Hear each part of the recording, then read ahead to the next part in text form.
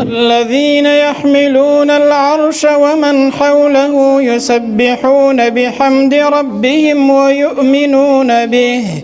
ويؤمنون به ويستغفرون للذين آمنوا ربنا وسعت كل شيء رحمة وعلما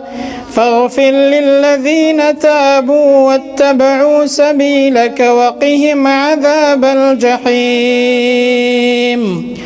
ربنا وأدخلهم جنات عدن التي وعدتهم ومن صلح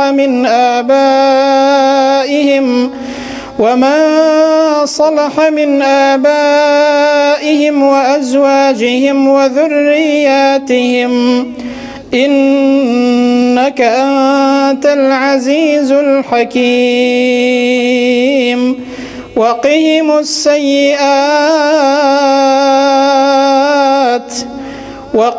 السيئات ومن تق السيئات يومئذ فقد رحمته وذلك هو الفوز العظيم إن الذين كفروا ينادون لمقت الله أكبر من مقتكم أنفسكم إذ تدعون إلى الإيمان فتكفرون قالوا ربنا أمتنا اثنتين وأحييتنا اثنتين فاعترفنا بذنوبنا فهل إلى خروج من سبيل ذلكم بأنه إذا دعي الله وحده كفرتم وإن